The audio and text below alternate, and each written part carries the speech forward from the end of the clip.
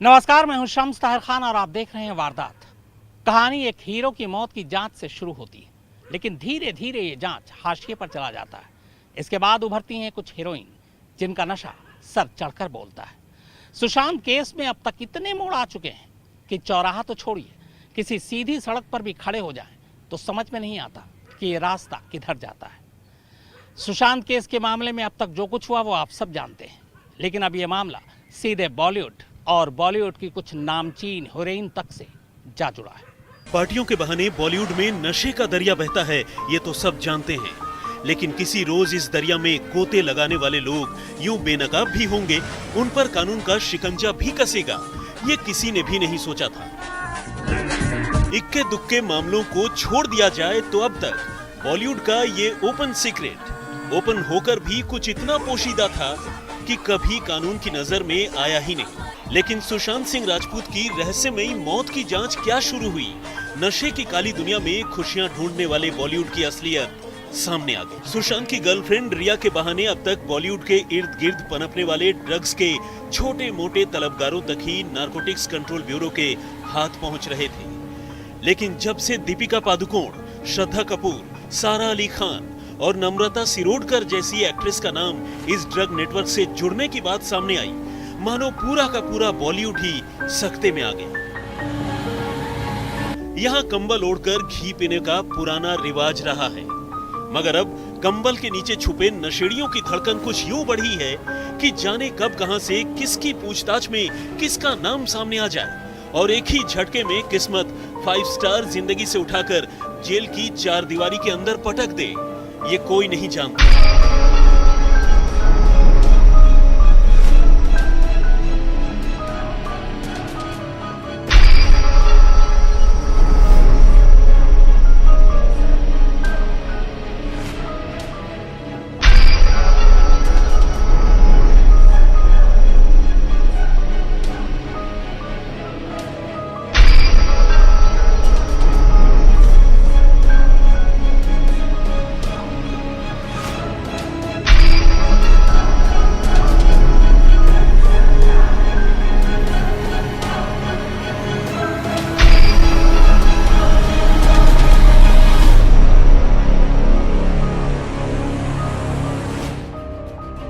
वैसे तो रिया, उसके भाई शौविक और उनकी ड्रग मंडली का नाम सामने आते ही बॉलीवुड के नशेबाजों की खुमारी उतरने लगी थी। लेकिन रही सही कसर पावना डैम के एक बोटमैन और सुशांत के गेस्ट हाउस के मैनेजर ने तब पूरी कर दी जब उन्होंने पूछताछ में सुशांत के साथ रिया के अलावा सारा, रकुल और श्रद्धा जैसी अभिनेत्रियों के भी गेस्ट हाउस में ड्रग्स पार्टियों में शामिल होने की बात कह दी। लेकिन मामले की जांच में फूंक फूंक कर कदम रख रही एनसीबी ने सीधे इन एक्ट्रेस पर हाथ डालने से पहले इनके इर्द गिर्द लोगों को थोड़ा और टटोलने का फैसला किया। और इसी कड़ी में सोमवार को जब क्वान मैनेजमेंट कंपनी की मालकिन जया साहा से पूछताछ हुई तो वही हो गया जिसका डर था।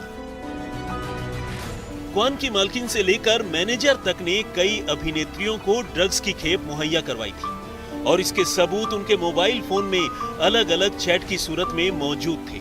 अब दीपिका पादुकोण और क्वान की मैनेजर करिश्मा का ये चैट देखिए। तुम्हारे पास माल है? हाँ, लेकिन घर पर, मैं बांद्रा में हूँ। अगर तुम कहो तो मैं अमित से भिजवा सकती हूँ। Yes please. अमित के पास है, वो लेकर जा रहा है। हैश है ना, गांजा नहीं। सुशांत की मौत के मामले में ड्रग्स कनेक्शन की जांच कर रही नारकोटिक्स कंट्रोल ब्यूरो की टीम की जांच अब बॉलीवुड पर जाकर टिक गई है और सामने आया है बॉलीवुड की एक बड़ी अभिनेत्री का ड्रग्स कनेक्शन में नाम। जी हाँ, हम बात कर रहे हैं दीपिका पादुकोण की। आज तक के हाथ दीपिका पादुकोण का क्वान कंपनी की मैनेजर करिश्मा के साथ साल 2017 का एक व्हाट्सएप चैट हाथ लगा है, जिसमें माल यानी ड्रग्स की बात की जा रही है। ड्रग्स को लेकर यह बातचीत नारकोटिक्स कंट्रोल ब्यूरो के हाथ लगी है, जिसके बाद Deepika Padukone narcotics control bureau के रडार पर आ गई हैं। एनसीबी का कहना है कि आने वाले दिनों में दीपिका को सम्मन देकर पूछताछ के लिए बुलाया जा सकता है। लेकिन सिर्फ यही चैट क्यों? क्वान की मैनेजर की तरह खुद क्वान की मालकिन जया साहा भी बॉलीवुड एक्ट्रेस को ड्रग दिलाकर उन पर कर्म कर रही थी। खुद जया की 90 की दशक की चर्चित अभिनेत्री नम्रता शिरोडकर के साथ ड्रग्स की लेनदेन को लेकर क्या बात हुई, जरा वो भी देख लीजिए। तुमने मुझे प्रॉमिस किया था कि बॉम्बे में मुझे अच्छा एमडी दोगी और हम साथ में पार्टी करेंगे। मुझे सच में एक ब्रेक की जरूरत है। कैसे? तुम मुझे एक पैडलर बना रही हो, फिर भी तुम्हारी विश मेरे लिए कमांड है। ऐसे ही ड्रग्स की खेप को लेकर बागी गर्ल श्रद्धा कपूर के साथ जया की जो चैट हुई, एक नजर उस पर भी डाली। जब तुम नीचे आ जाओ तो कॉल करो, मैं नीचे आऊंगी और तुम्हें दे दूंगी। हेलो, मैं आज सीवीडी ऑयल भेज रही हूँ। हाय, थैंक यू। सुनो, मैं फिर भी एसएलबी से मिलना चाहती हूँ।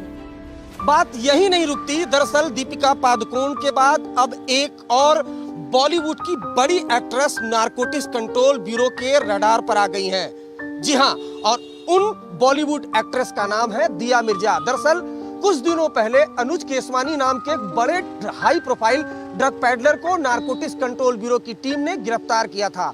अनुज केसवानी ने पूछताछ में खुलासा किया था कि दिया मिर्जा की जो पूर्व मैनेजर थी वो उसकी गर्लफ्रेंड थी और पूर्व मैनेजर को अनुज केसवानी ने ड्रग्स सप्लाई किया था और पूर्व मैनेजर ने अनुज केसवानी को कहा था कि वो ड्रग्स दिया मिर्जा को भेजा जा रहा था, जिसके बाद से ही दिया मिर्जा नारकोटिक्स कंट्रोल ब्यूरो के रडार पर है।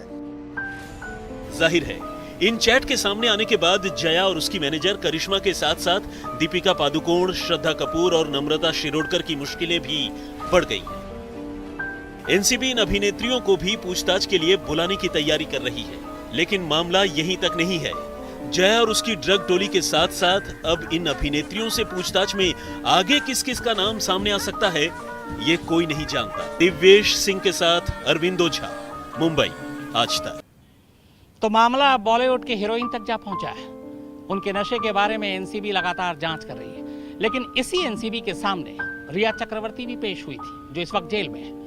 रिया चक्रवर्ती ने एनसीबी के सामने कुछ खास खुलासे किए। क्या था ये खुलासा, ये आज आपको बताऊंगा।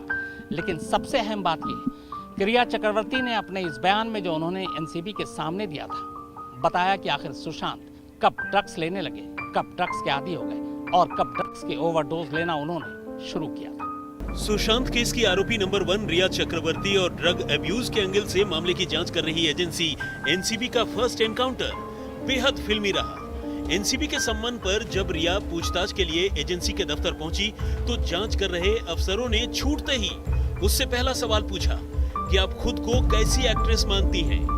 रिया ने स्वाभाविक तौर पर जवाब दिया, बहुत अच्छी। उधर से फौरन पलटकर जवाब मिला कि अच्छा होगा कि तुम यहाँ कोई एक्टिंग न करो।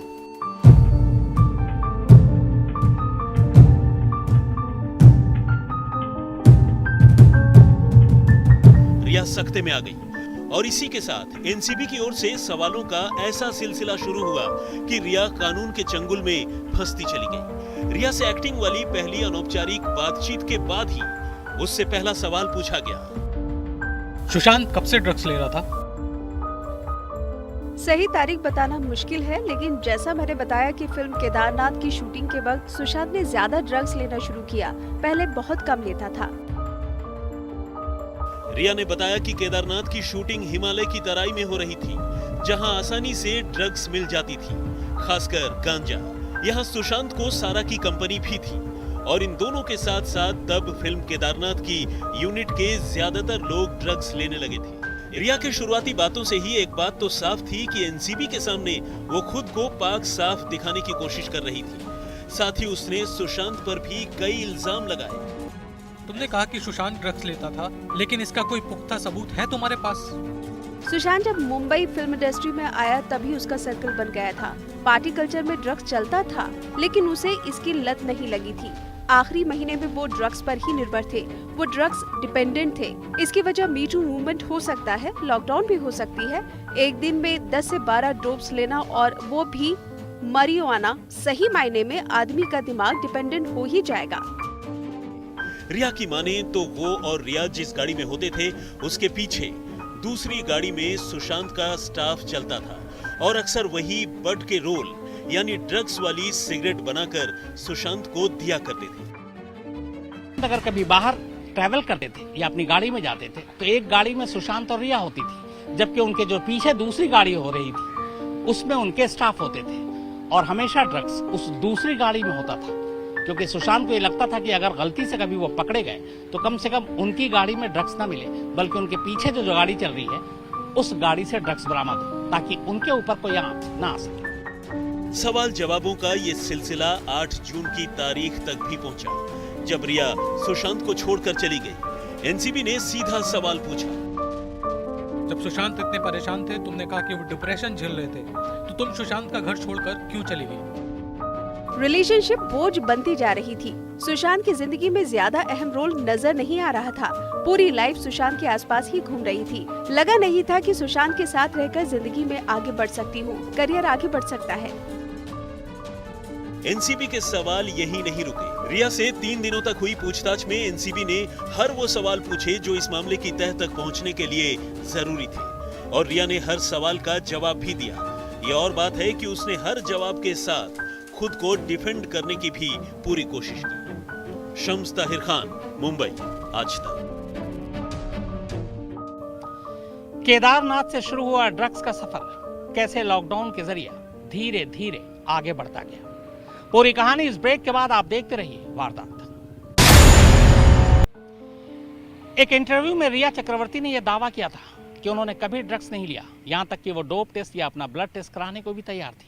लेकिन जब वो एनसीबी के सामने पहुंची तब उन्होंने कबूल किया कि वो ड्रग्स लेती थी। सुशांत की जिंदगी में आने से पहले से ही वो ड्रग्स लेती थी, और ड्रग्स में कोकीन भी शामिल था। जयपुर में एक शादी थी, उस शादी में 2 समारोह थे, एक प्री वेडिंग और एक वेडिंग। इस शादी समारोह के लिए भी बाकायदा रिया चक्रवर्ती ने कोकीन लेने की बात कही थी। इसके लिए बाकायदा पैसे दिए थे, एक व्हाट्सएप पे ग्रुप बना था और मुंबई से ये कोकीन जयपुर तक पहुंचा था। एनसीबी सूत्रों की माने तो रिया ने इस मौके का भरपूर इस्तेमाल किया और सुशांत की जिंदगी में अपनी अहमियत बढ़ाने लगी। तफ्तीश में सामने आई बातों के मुताबिक चूंकि सुशांत खुद अपने मोबाइल फोन का ड्रग्स के लिए इस्तेमाल नहीं करते थे, रिया सुशांत के लिए ड्रग्स का इंतजाम करने लगी। रिया खुद तो कभी किसी पेडलर के संपर्क में नहीं आई, मगर उसने अपने छोटे भाई शौविक के ड्रग्स सिंडिकेट से रिश्तों का जरूर फायदा उठाया, और शौविक रिया के कहने पर अपने दोस्त जैद, सूर्यदीप और दूसरे लोगों से ड्रग्स मंगवाने लगा। एनसीबी की माने तो ये सब कुछ रिया ने साजिश के तहत किया। एनसीबी ने रिया से इस सिलसिले में भी सवाल पूछे। सुशांत आमतौर पर कितनी ड्रग्स लेते थे, और क्या तुम उसके लिए ड्रग्स का इंतजाम करती थी? ये सही है कि सुशांत का ड्रग्स यूज हाल के दिनों में बहुत ज्यादा बढ़ गया था। वो 5-6 दिनों का नशा 2 दिन में ही खत्म कर दिया करता था। इसलिए मैंने शौविक के दोस्तों के जरिए सुशांत के लिए बर्ड का इंतजाम करवाया था। रिया की पूछताछ के मुताबिक अगर लॉकडाउन न होता तो शायद रिया चक्रवर्ती या उनके भाई एनसीबी के इस पूरे झमेले में फंसते भी नहीं। हुआ यह कि लॉकडाउन के दौरान जितने भी ड्रग पेडलर्स थे उनके साथ रिया और शौविक चक्रवर्ती का कनेक्शन खत्म हो गया। सुशांत ने कभी भी अपने मोबाइल का इस्तेमाल ड्रग्स पेडलर के लिए नहीं किया, ना ड्रग्स खरीदने के लिए किया। अब सीधे बात ड्रग पेडलर के साथ जो हो रही थी वो या तो फिर रिया चक्रवर्ती या फिर उनके भाई के जरिए हो रही थी। जो पैसे लिए और दिए जा रहे थे वो भी इन दोनों के जरिए लिए और दिए जा रहे थे, और यही सबूत एनसीबी के लिए सबसे अहम साबित हुए, जिसकी वजह से रिया नारकोटिक कंट्रोल ब्यूरो के हत्थे चढ़ी और उसके बाद जेल जाना पड़ा। शम्स ताहिर खान, मुंबई, आज तक। तो वारदात में फिलहाल इतना ही, मगर आज तक पर खबरों का सिलसिला लगातार जारी है। नमस्कार, मैं हूं अंजना ओम कश्यप। हमें उम्मीद है ये वीडियो आपको पसंद आया होगा। लेटेस्ट खबरों के लिए यूं ही देखते रहिए आज तक, और इस वीडियो के पसंद आने पर लाइक, शेयर एंड सब्सक्राइब करना ना भूलें।